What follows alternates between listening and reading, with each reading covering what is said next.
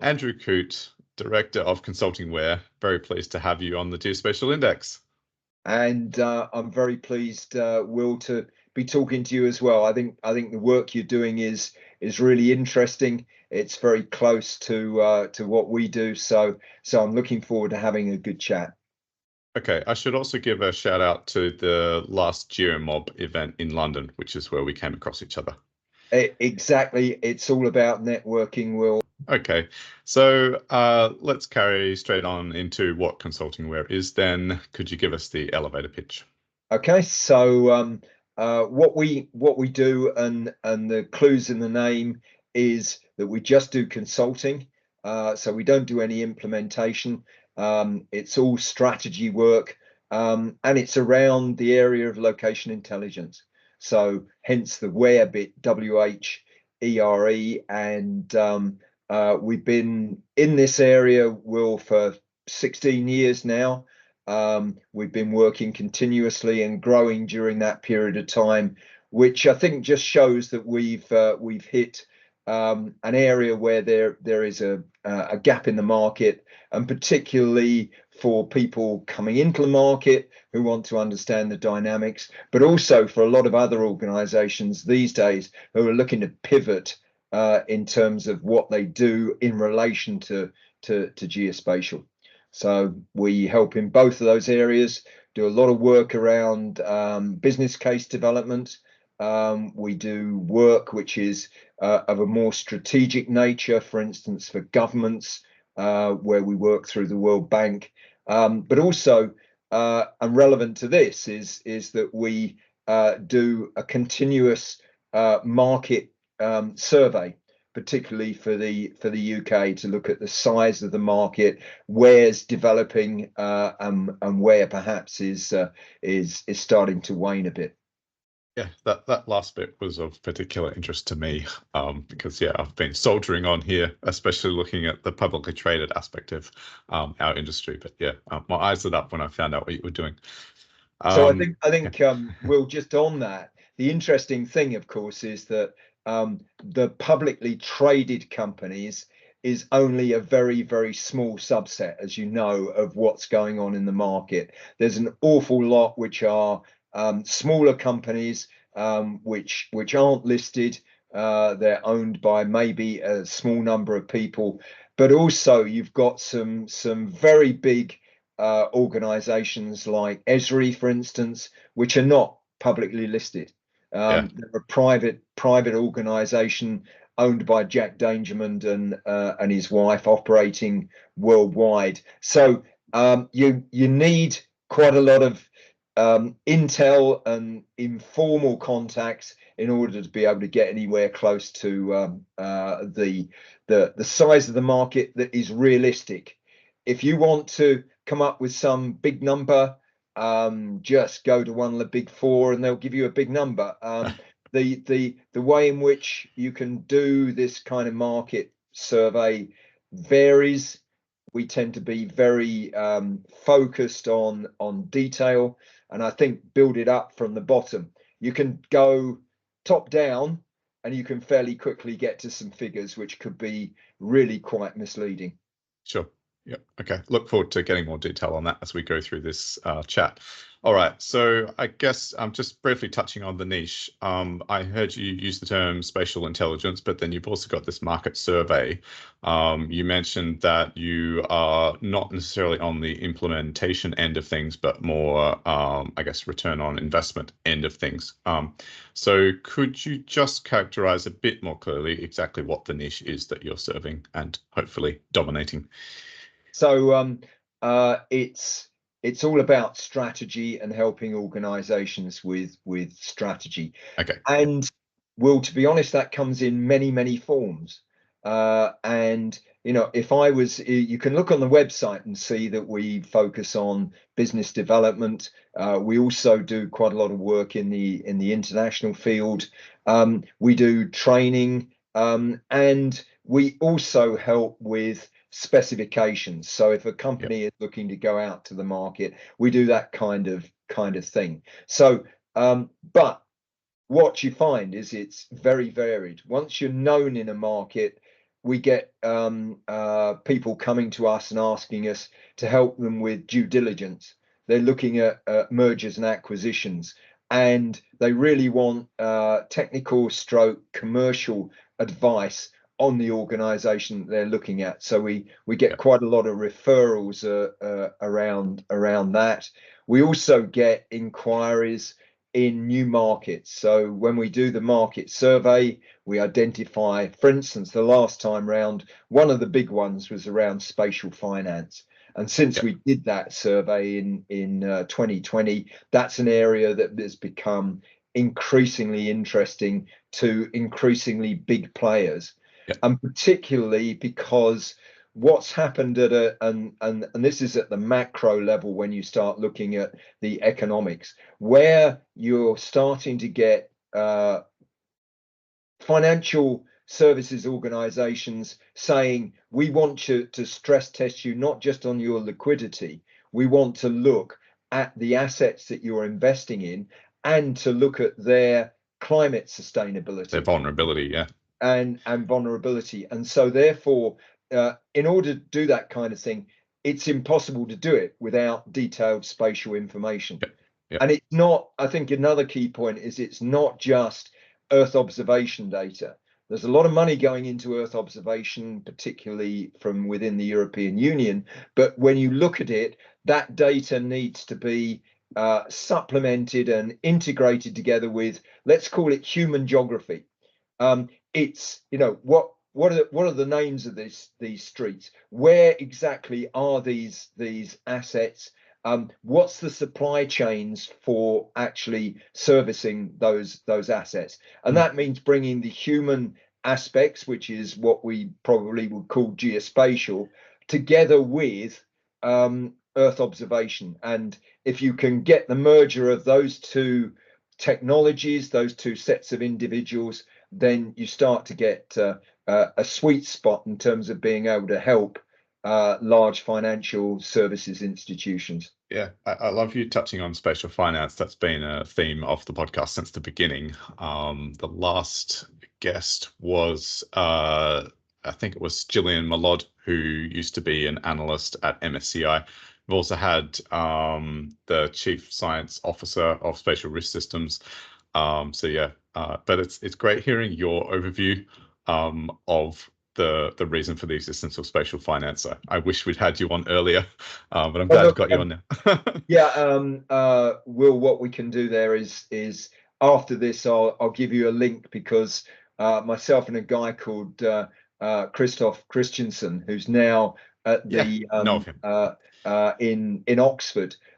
So we did a state of the market report on spatial finance. So that's something that I think has ignited a lot of interest in the sector, because geospatial is not very good at speaking the other person's language. And so therefore, what was really useful there was we used the terms that meant things to the finance sector rather than expecting them to speak geospatial. Yeah, I think I've had a look at a few of the stuff under Ben Caldecott, and I saw that there was a CFA level 3. I think he's from New Zealand. So to me, that showed that within that team, they were making strong efforts to have the right language to do that interface. Great. All right. So there's a wealth of knowledge that you bring, Andy. I will need to I'll do my best to remain disciplined and not go down all the different rabbit holes that you're revealing.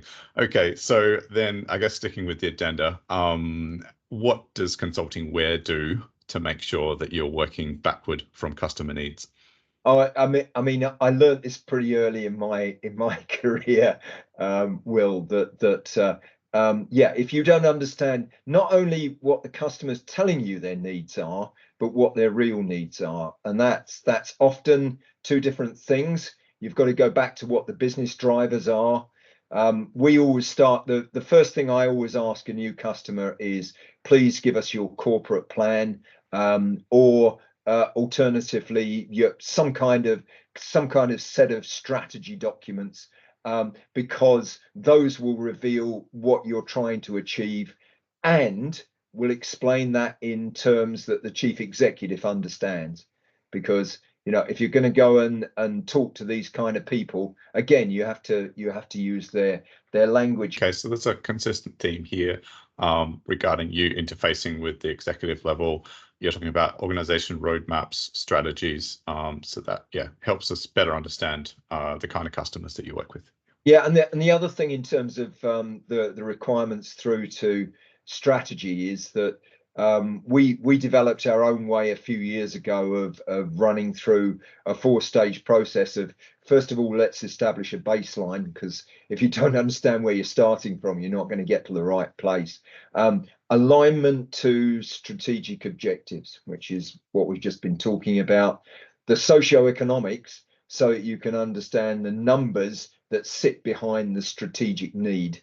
And then the last one is an action plan. So something that is real and tangible and achievable in the length of time that perhaps the chief executive has got. Anything over 3 to 5 years is just out there, unfortunately. So you've really got to look at short-term wins, but also things that strategically can be put in place and deliver benefits in the longer term.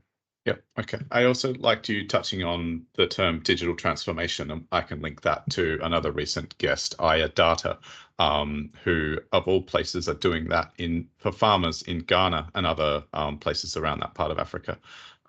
So yeah, nice to hear some commentary on that. All right, so you said ConsultingWhere's been around for 16 years. Therefore, to me, that means you've achieved some growth. Overall, how fast are you growing? Well, I mean, the organisation has grown from 2 of us starting it in 2008, myself and a colleague that I previously worked with at Esri, but also at Ordnance Survey. We now have 20 associates. So our model is that we have a relatively small core team, and that includes operations, but it also includes research, and 1 or 2 consultants that we work with on a very regular basis. And then we have this network of associates. They all have expertise in different areas, whether it's planning or whether it's in the property domain or whether it's in remote sensing, and also scattered around the world. And so what happens is we've just got 1 come in this week, which I think it won't be single tender, but we're in a very good position because we've done previous work with the client. What I will then do is look at what's needed to provide the best solution for that, and we'll farm bits of that work out to people in the associate network. Okay, yeah, good to have some insight on how your business works. Okay. All right, so then looking into the sorts of work that you do, I understand you perform research services, particularly for market size and economic value assessment. So looking at your most recent 2020 UK Spatial Market Survey, how did you reach these conclusions, namely that there's a supply side size of 2 billion, a compound annual growth rate of 12%, and a demand side value much larger of 10 to 15 billion? So let's start on the supply side, and as I said earlier on, Will, what we look to do is work bottom up. So we start with looking at we're members of a number of different associations like ERSC, which is the remote sensing European body. We're also involved with UK bodies as well. So there's a lot of intel about the organisations that are working in the market that comes to us through that. We then use public sources, and we use private sources. I mean, there are a number of places that you can go to in the UK that, for instance, have worked on the research of the size of the public sector, who's working in the public sector, what they're doing. So we tend to use that as validation.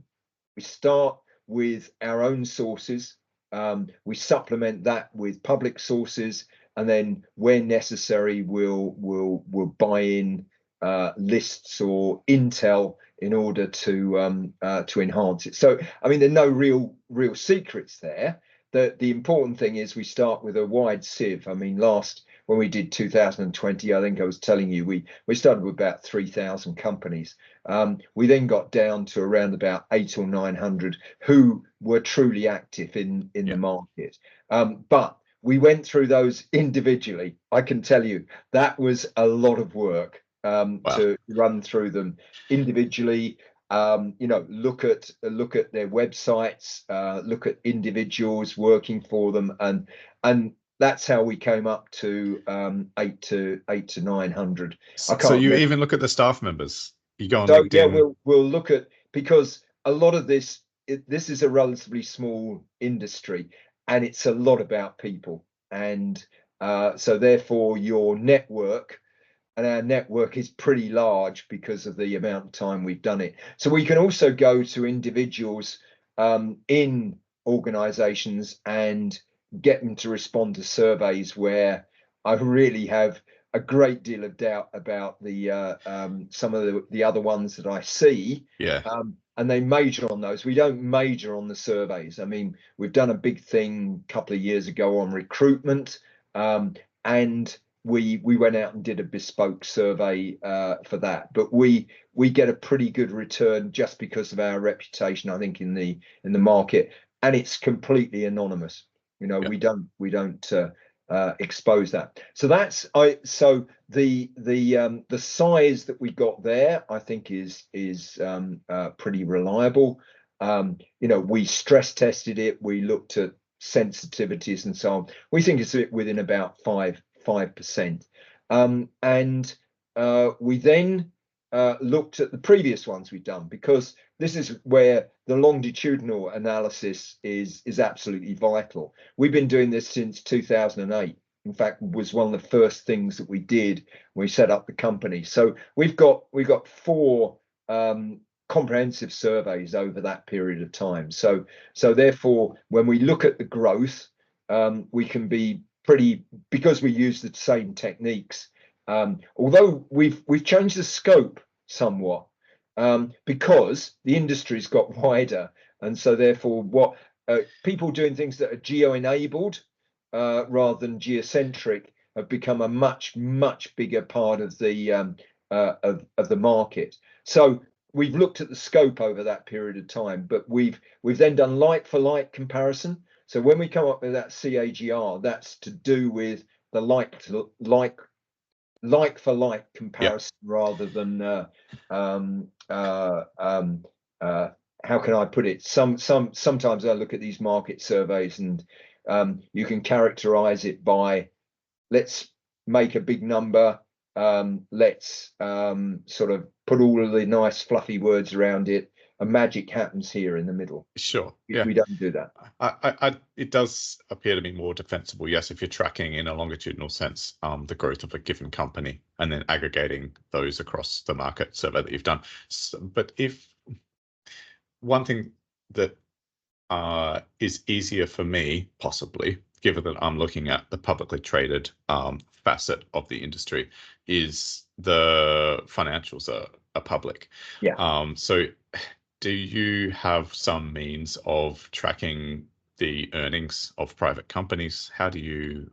There are, as part of the secret sauce, but there are public sources. I mean, look, it's not a mystery to people that in the UK we are extremely fortunate having something called Companies House. Yeah, I was going to ask about that. Yeah. So Companies House is a fantastic resource, and as you will know, over a certain level of turnover, then you can't do abbreviated accounts, and so therefore you have to supply the turnover. You've got to look at whether that turnover is all related to geospatial or not, but essentially you can get a much better fix on those bigger companies.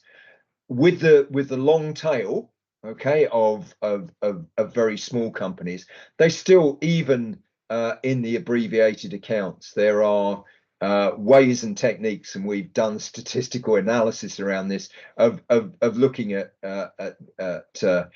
levels of debtors and creditors. You can infer, and levels of staff. you can infer what the likely level of turnover for a lot of those organizations are. And because it's the long tail, then it doesn't actually make a huge difference to the overall numbers that you're dealing with. Yeah. Okay. Oh, interesting to hear. I mean, I've sort of been doing my index around a full-time job, and yeah, the temptation to dive deep. I've lost count the number of nights I've spent up past midnight, and some until 5 a.m. just going into the details. So really interesting to hear how it's done in a professional way. Okay, so you also mentioned the demand side. This is something people are less familiar with, I think. No, the demand side analysis is interesting. A lot more of that is talking to people about where growth markets are. It's quite a lot of research, quite a lot of it on the web, and a lot of time spent around don't use X anymore. You tend to use LinkedIn, but there are other social media platforms available, and we look at those. We look at things that are coming out from bigger organizations, so press releases, and also I have to say that we do a lot of work looking at what's going on in Australia and New Zealand, and that's because from history, the geospatial is you've got a lot more geography, and strangely enough, that means there's a lot more interest in it. So we do track US, we track Australia and New Zealand for looking at new directions, and of course we're so lucky with the technology. There's lots and lots of things going on. We know the kinds of levels of from just informal information and our background and people who come and work with us. We've got a pretty good idea of how the segments split up. Yes, they're changing, but if I think we might come on to this. It doesn't take a genius to work out that when you have a very unsafe world, then the defense sector is likely to be one of the biggest segments. And you can see this from the organizations that are doing work for those organizations like the American military, without ever needing to know about secrets. It's pretty easy to see what kind of things that they are looking to do. You don't need to know the detail, but you can look at Airbus's accounts or others, and it's reasonably obvious to see that this is a big growing market, and particularly the intel side of defense. And I'd be really scared living in this world if it wasn't. Sure. Yeah, that's a trend I've seen. I don't know, the more I have these sorts of discussions, the more I feel like I just want to stop my regular career and start just focusing on this. But yeah, as I said, around the edges of my regular career, a trend I've definitely seen, if we're to use a local hero, BA, BA dot, I think is the ticker. There's been a massive upward trend with that defense contractor. And it's just interesting to see, without being aware of geopolitics or whatever war is being fought, the patterns you can see that just come out in the financials of a company. And if you can combine that with a classification somehow of the industry a company's in, then that can lead you to start to check the news for certain geopolitical threats, if you like. Just was. And it gets reported. I mean, the defense companies have to report, particularly in the States, and you start to just sort of casually look through those, and it becomes fairly obvious what's going on. Yeah, just whilst you were talking about the basis for these numbers, I did quickly have a look in ShareSite, which is what I use to track my equal weighted portfolio of the whole the global set of about 350 stocks. So the ones for the UK came in terms of capital gains over the past 10 year at a CAGR of 11.91%. So that's basically bang on what you said for as 12% for the industry. So that's interesting to see how the publicly traded facet matches your yeah, overall. well that's good to hear, Will, because I can put hand on heart and say we didn't look at anything like that. We really engineered it from bottom up, because that's the only way that I can sleep at night with the numbers we come up with. I'm interested if in your market surveys you have any examples of companies to pay attention to in the geo-int sphere, if you like. Well, I think you and I separately talked about one. I mean, they're a fairly secretive organization, but Palantir, I think, is one. And in our last survey, we looked at the top 150, and we looked at some of those in terms of their strategic gains, things that they were starting to get involved in that we found interesting, and suggested that they were actually on a growth trend. So Palantir got a big contract during the beginning of COVID around the health service. They then started to apply geospatial to it, and clearly that's worked. And from what we understand, they have other interests, if we can put it like that, which are clearly showing that they have both the strategic reach and the understanding of geospatial. So that will be, if you ask me, one company that I see growing, you wouldn't necessarily put your money in it, because their prices, their share price is pretty high anyway. So there's a lot of people who have realised before me that this is an organisation. I think the other area when we start talking about this is around Earth observation, and I think there's a need for a shakeout, and it's beginning to happen between the smaller organizations. There's a lot of them who are doing geospatial. I've got one or two people who are really quite smart. They haven't necessarily got the cash to grow, and therefore they're really fodder for the other organizations, the bigger organizations, to come in and take them over.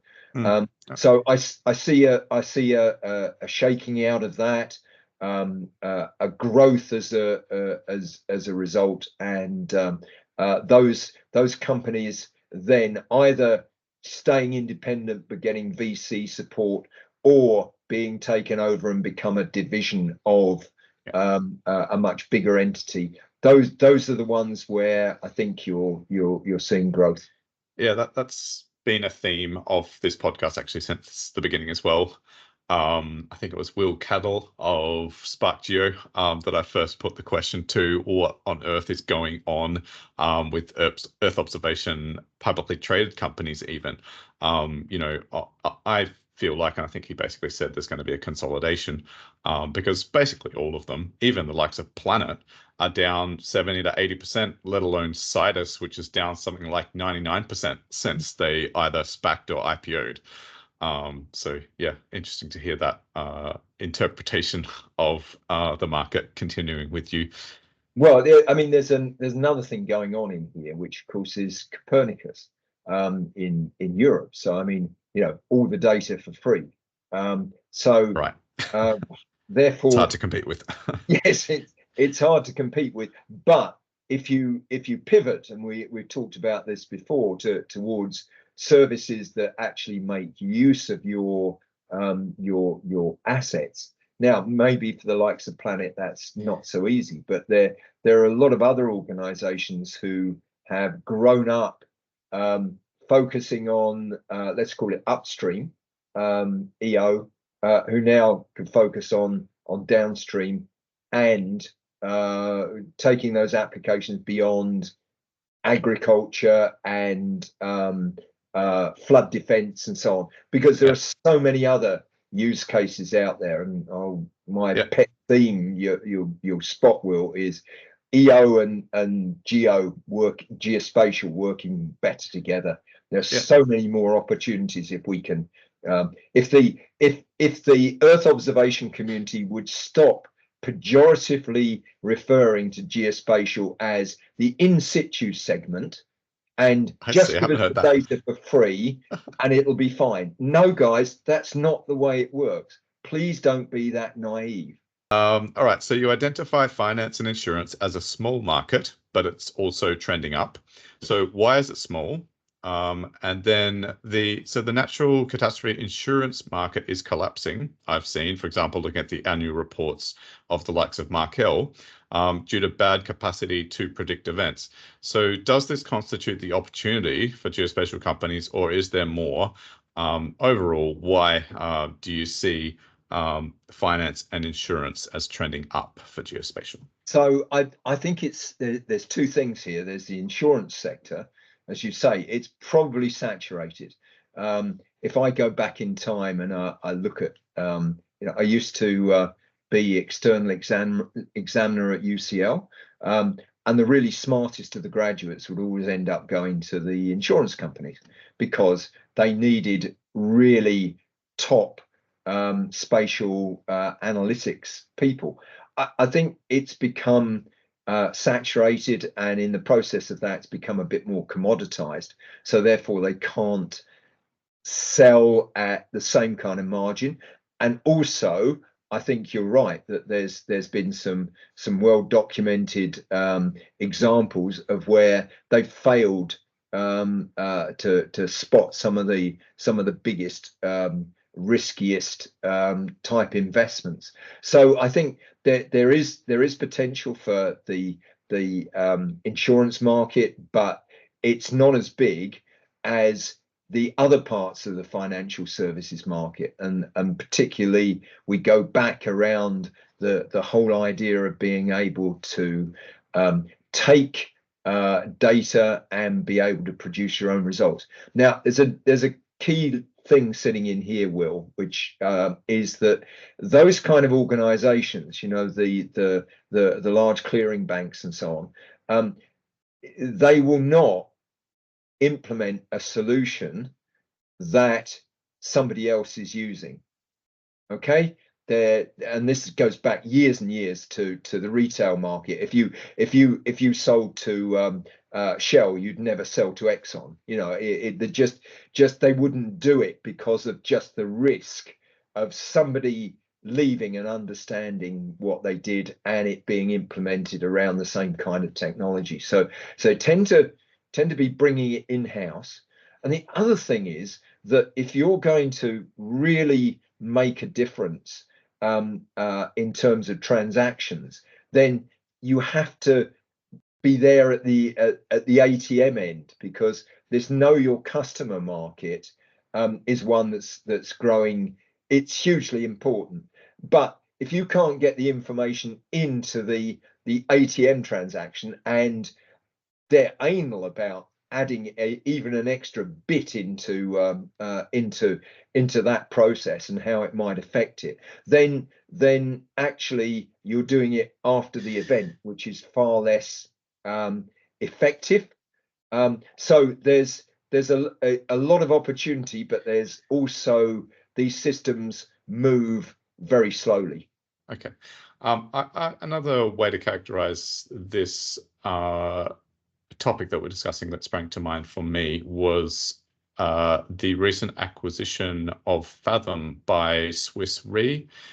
To me, that's an example of how a very sharp Earth observation, remote sensing, geospatial analytics team that has hoovered up a lot of very capable graduates, the team run by Swiss Re themselves, still found the need to acquire a really capable company, Fathom. So yeah, the future's bright if you stand up a great geospatial analytics company in terms of potential future exits. So second last question then, AI is all the rage. How has this registered in the geospatial industry through your consultancy and market research? And can you do better? And even my most recent podcast episode with the CEO of AINO in Spain. I think the problem we have with AI, Will, if I may, is that, you know, my second degree was in computer science, and way back then we were talking about AI and what AI really means. A lot of the time we're talking about AI, they're individual point solutions, and to be honest, the algorithms we've known for decades, and a lot of those where we refer to AI in Earth observation, these are not new. All right, now what is new is you know, the language models are fantastic now. That's clearly something that AI is bringing to the table, and that, I mean, I think that can help us to do better research and actually make better use of algorithms that probably were there already, and if we can make more money out of them by calling them AI, sticks in my throat. Sure. But hey, that's we don't do general AI yet. Yeah. Okay, even generative AI has its difficulties, as hallucinations show. Yeah. But if we're going to call it AI, then yes, it can do things. It can do things, I think, around support type functions. It can help in research. There's absolutely no doubt about that. And I think in terms of software development, then the ability to be able to assemble pieces of code using AI means that not the developer is dead, but you need less of them, and the ability to create something new is actually enhanced. So those are the areas where I think at the moment, and next year I might say something completely different, because AI is just moving so fast. Yeah. But at the moment, you know, support, software development, and also I think research. Those are the three areas that I'd pick on. Yeah, I mean, when I first became aware of ChatGPT, this was an instance of one of those nights when I was up way beyond midnight. And the way I realized the power of it was because I've got this framework that I've learned through one of those little Stanford continuing studies courses about investing, where just to write the understanding statement for a company, I sometimes spend upwards of an hour answering essentially 6 different questions in order to develop a proper understanding of a company. And I just started punching in these terms, and I came up with a nice little structured prompt to get ChatGPT to return to me in seconds one of these understanding statements. So that's how I saw in my efforts to do research about investment cases for companies and to develop actually the Geospatial Index, that I saw the power of an LLM. But so do you see any emerging customer needs as a geospatial strategy consultancy? Are you having customers coming to you asking, can you put together a geospatial AI strategy? No, okay. Not yet. That's interesting to hear. I think it's more that because, as I say, if you the marketeers in our industry at the moment, everything is AI. So so therefore nothing's AI, and that's not really anything. So everything is AI. So it's more generally strategy. If you don't mention AI, then they'll think you're from the dark ages. Right.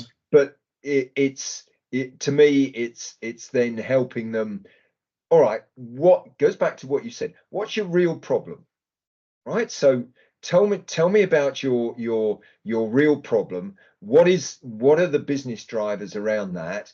And then we can talk to you about how Geo AI, if you want to call it that, is actually relevant. But don't tell me you want a Geo AI strategy.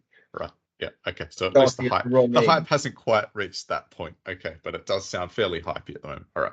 And there was some chatter on LinkedIn coming up to this discussion with you about nature metrics and your view that there's an emerging trend there for geospatial and the overlap with environmental science. So I'd appreciate some commentary there. So I've published an article with an economist I've been working with in the Philippines, Veronica Castillo, and what has been obvious from the work I've been doing in the Philippines there is, and it's not surprising, 60% of the population of the Philippines live within 10 meters vertically of sea level. So climate change and sea level rise is real there.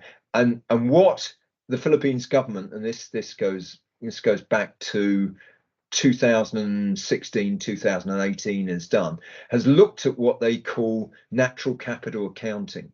And the World Bank has an initiative around this, which says that, look, when we look at straight return on investment on projects, what we don't do is we don't look at the value of the assets either enhanced or removed by the effect of a project. Let me just give you an example. So a reclamation project, great thing to do, more land, they definitely need it in the Philippines, wipes out a mangrove swamp. The mangrove swamp actually is a defense against storm surges. Now, what you need to do is put into the return on investment that on the negative side, the fact that you have destroyed an asset, you have consumed an asset, and the life cycle value of that mangrove swamp is a big number. Is there a term here that relates called ecosystem services? Yes.